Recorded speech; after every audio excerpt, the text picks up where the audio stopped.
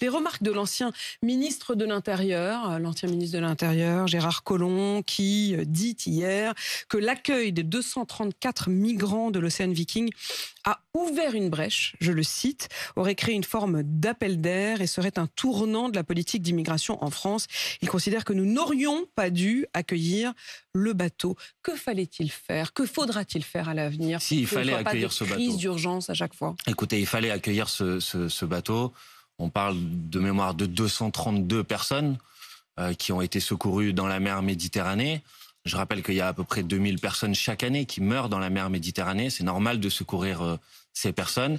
Et il n'est pas normal que le gouvernement italien ait refusé d'ouvrir ses ports. C'est une violation du droit international. Le droit international, c'est qu'on doit offrir un port pour un bateau qui est en détresse. Donc oui, il fallait accueillir ce bateau. Et maintenant, en ce qui concerne ce qu'a dit monsieur Collomb, je voudrais quand même dire que cette fameuse théorie de l'appel d'air, qui consiste à penser que parce qu'on accueille un bateau, il y a des gens qui vont décider de venir, alors que finalement, au début, initialement, ils n'avaient pas décidé de venir.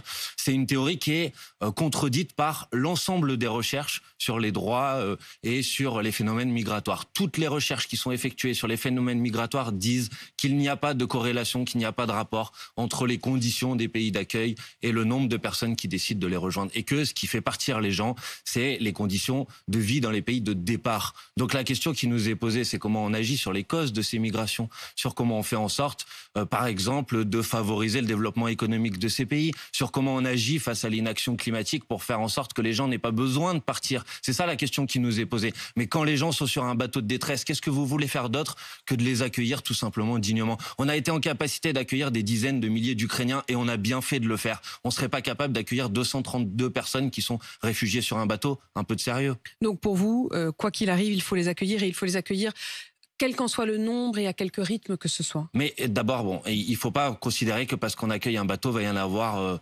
des dizaines et des dizaines. Deuxièmement, il ne s'agit pas de dire que la France doit accueillir tout le monde. Il y a des accords européens en vertu desquels il faut faire en sorte qu'il y ait une répartition des capacités d'accueil entre les différents pays européens. Et ces accords européens, ils n'ont pas été respectés en l'espèce par l'Italie. Donc il faut qu'il y ait une explication, il faut qu'il y ait un sommet européen, il faut que ces questions-là, elles soient posées. Au pouvoir, vous demanderiez un sommet en urgence pour se mettre d'accord? Écoutez, s'il y a des règles, c'est pour qu'elles soient respectées. Et il n'y a pas un pays de manière unilatérale qui peut décider que finalement il ne va pas respecter ces règles. Donc oui, il faut les accueillir. Et je voudrais dire, parce qu'on entend beaucoup de bêtises sur le sujet depuis maintenant des jours et des jours, quand on dit, est-ce que vous savez par exemple que la moitié des sauvetages en mer aujourd'hui sont réalisés par la Tunisie et la Libye? Donc c'est pas vrai que ce serait seulement les Français ou les ONG européennes qui assurent les sauvetages en mer. C'est faux, c'est absurde. J'avoue que c'est assez cocasse.